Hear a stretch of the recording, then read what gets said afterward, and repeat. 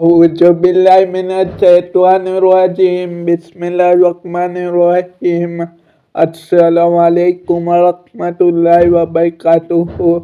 शुरू अल्लाह के नाम से जो बड़े मेहरबान निहायत रहने वाले है। कमजोर लोगों पर जिहाद में न जाने का कोई गुनाह नहीं, न बीमार पर और न उन लोगों पर जिनके पास खर्च करने को कुछ नहीं है, जबकि वे अल्लाह और उसके रसूल के लिए मुखलिस नेक नियत वाले हो। नेक लोगों पर कोई इल्जाम नहीं और अल्लाह बहुत बख्शने वाला बड़ा मेहरबान है। और न उन लोगों पर कोई गुनाह है जिनका हाल यह है कि जब वे तुम्हारे पास इस गर्ज से आए कि तुम उन्हें कोई सवारी मुहैया कर दो और तुमने कहा कि मेरे पास तो कोई ऐसी चीज नहीं है जिस पर मैं तुम्हें सवार कर सकूं, तो वे इस हालत में वापस गए कि उनकी आंखें आंसुओं से बह रही थी कि उनके पास खर्च करने को कुछ नहीं है।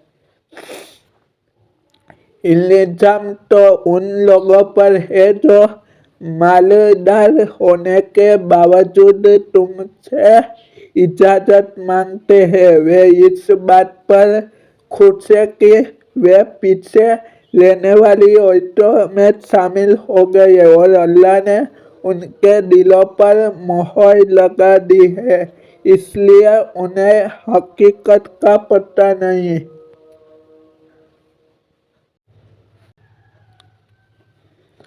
मुसलमानों, जब तुम लोग तबूक से वापस इन मुनाफिकों के पास जाओगे तो ये तुम्हारे सामने तरह तरह के उज्र, मजबूरी और बहाने पेश करेंगे। ए पैगंबर, उनसे कह देना कि हम हरगिज तुम्हारी बात का यकीन नहीं करेंगे। अल्लाह ने हमें तुम्हारे हालात से अच्छी तरह अवगत करा दिया है और आइंदा अल्लाह भी तुम्हारा तर्ज अमल चलन देखेगा और उसका रसूल भी। फिर तुम्हें लौटा कर उस जाति के सामने पेश किया जाएगा जिसको छुपी और खुली तमाम बातों का पूरा इल्म है। फिर वह तुम्हें बताएगा कि तुम क्या कुछ करते रहे हो। जब तुम उनके पास वापस जाओगे तो वे लोग तुम्हारे सामने अल्लाह की कसमें खाएंगे ताकि तुम उनसे दरगुजर करो, लिहाजा तुम भी उनसे दरगुजर कर लेना। यकीन जानो ये सरापा यानी पूरे के पूरे गंदगी है और जो कमाई ये करते रहे उसकी वजह से इनका ठिकाना जहन्नम है। वे तुम्हारे सामने इसलिए कसमें खाएंगे ताकि तुम उनसे राजी हो जाओ। हालांकि अगर तुम उनसे राजी हो भी गए तो अल्लाह तो ऐसे नाफरमान लोगों से राजी नहीं होता जो देहाती यानी मुनाफिक है। वे कुफ्र और मुनाफकत में ज़्यादा सख्त है और दूसरों से ज़्यादा इसी लायक है कि उस दिन के अहकाम से नावाकिफ रहे जो अल्लाह ने अपने रसूल पर उतारा है।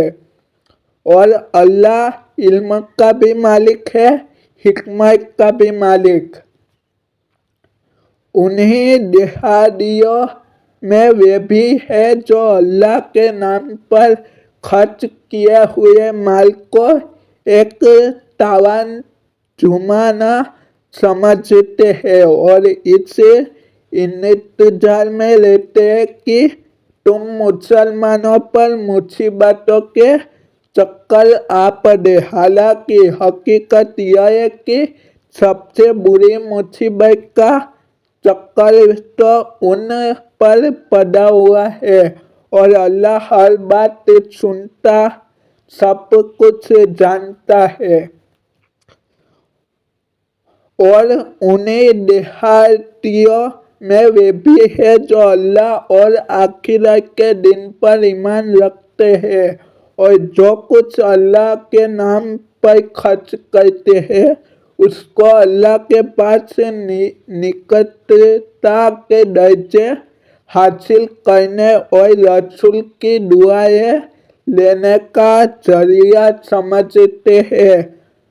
हाँ, यह उनके लिए यकीनन तकर्रुब अल्लाह से नजदीकी का जरिया है। अल्लाह उनको अपनी रहमत में दाखिल करेगा।